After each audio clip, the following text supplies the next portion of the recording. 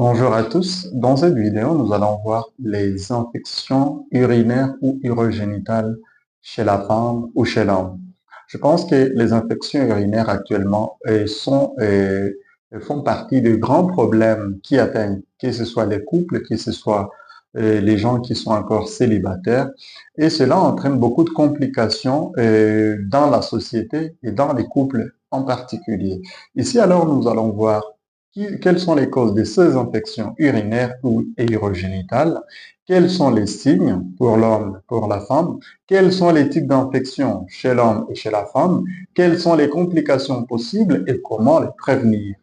Suivez-nous jusqu'à la fin parce que nous allons tout expliquer et vous allez savoir ce que vous pouvez faire au cas où vous pourriez voir certains signes que nous allons voir ici sur vous ou sur votre partenaire. Moi, je m'appelle Dr Safari. Si c'est votre première fois de voir nos vidéos, je vous prie de cliquer sur s'abonner, cliquer sur j'aime.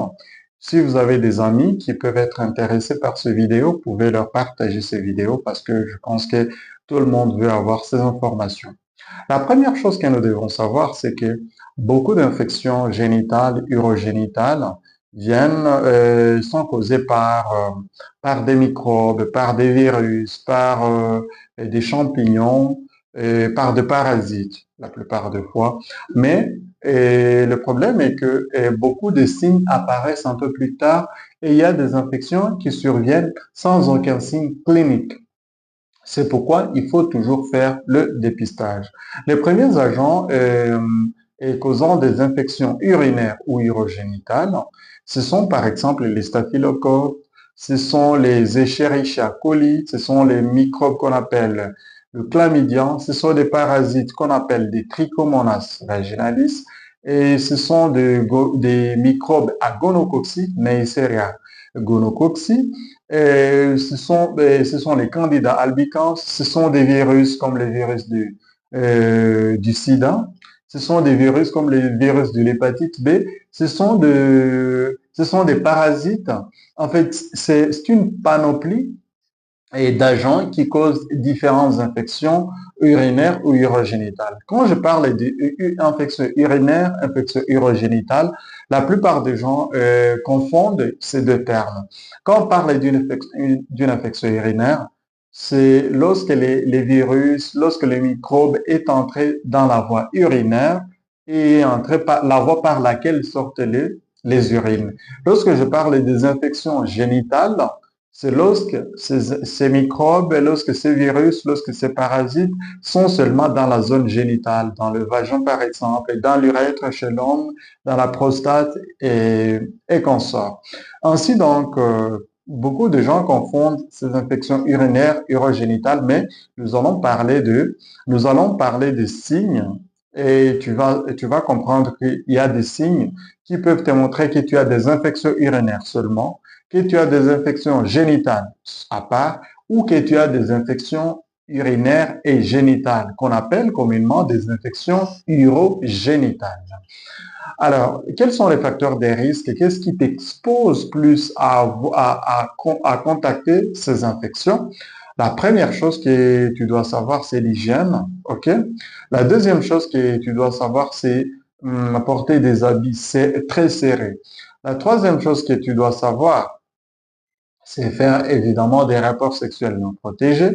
Mais une chose que tu dois savoir aussi, c'est l'effet que beaucoup de femmes actuellement introduisent des objets, introduisent des substances dans leur organe génital sans avis du médecin, sans avis de qui que ce soit. Et l'usage de médicaments traditionnels que tu utilises en les mettant dans tes organes génitaux, tout cela sont des facteurs qui te posent un risque non négligeable pour contacter les infections urinaires ou génitales.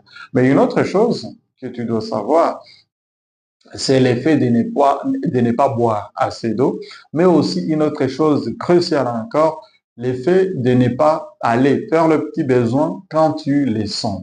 Ok, beaucoup de gens bloquent leurs urines lorsqu'ils sentent qu'ils ont besoin d'aller uriner. Lorsqu'elles sentent qu'elles ont besoin d'aller uriner, elles bloquent jusqu'à ce qu'elles trouvent un moment favorable. Pourtant, cette stase urinaire, le fait de bloquer les urines dans ta vessie, font que les petits microbes qui sont dans ta vessie se développent vite vite. Et lorsque ces microbes se développent vite vite, cela te cause une infection urinaire. Mais quels sont les signes d'une infection urinaire, en fait, ou quels sont les signes d'une infection urogénitale?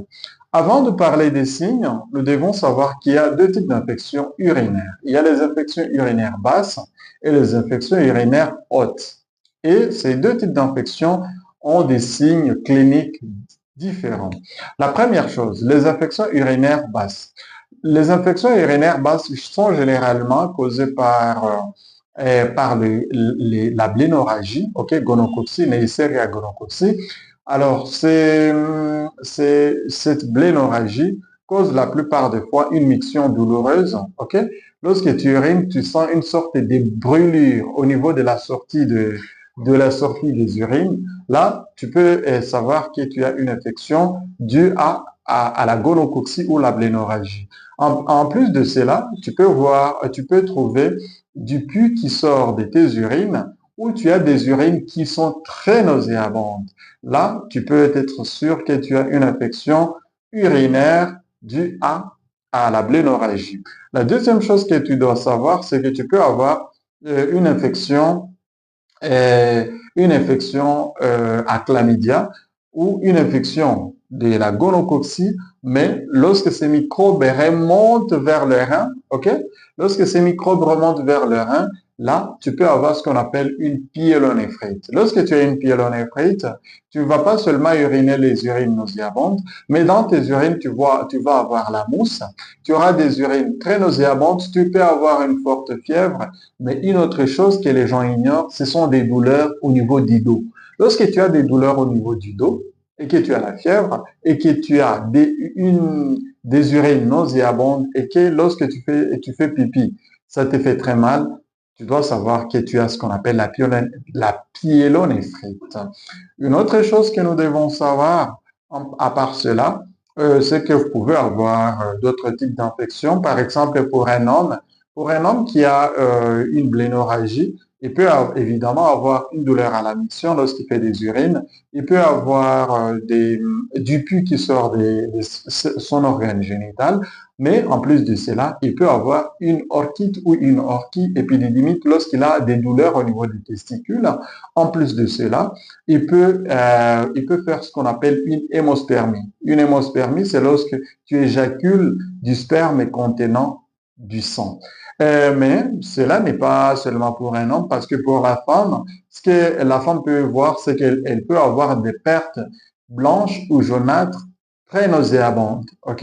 Ça, c'est la blénorragie. Elle peut avoir des douleurs fortes pendant le rapport sexuel ou elle peut avoir d'autres types d'infections. Les autres types d'infections génitales, surtout pour la femme, c'est les trichomonas vaginalis. Les trichomonas vaginalis, et ce signe, c'est que tu vas sortir des pertes verdâtres ou jaunâtres, très nauséabondes, qui sentent comme le poisson pourri.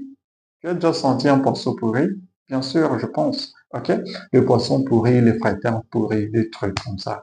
Donc là, tu as ce qu'on appelle le trichomonas vaginalis. Mais la plupart des femmes ont ce qu'on appelle la candidose vaginale. Normalement, en cas de candidose vaginale, tu verras des pertes blanches, mais qui sont un peu nacrées, en blanc, mais qui est presque sombre, ok? Qui ressemble presque à ça, ok? Lorsque tu as des pertes allant ressemblant à ça ou allant tendant à être noires, là, tu peux être sûr que tu as ce qu'on appelle la candidose vaginale. Lorsque tu as la candidose vaginale, à part ces pertes, tu as l'envie de t'égratter sur ta vulve, sur ton sexe, et puis, la plupart des fois, lorsque l'homme entre pendant le rapport sexuel, tu sens comme s'il y a du piment qu'on a déjà inséré dans ton vagin. Là, tu peux être très sûr que tu as une candidose vaginale. Cela c'est pas les seules infections que tu peux avoir parce que tu peux être infecté du virus du sida, ok? Quand tu es infecté par le virus du sida, c'est rare que tu trouves et tu vois les signes dans moins de 3 mois. OK?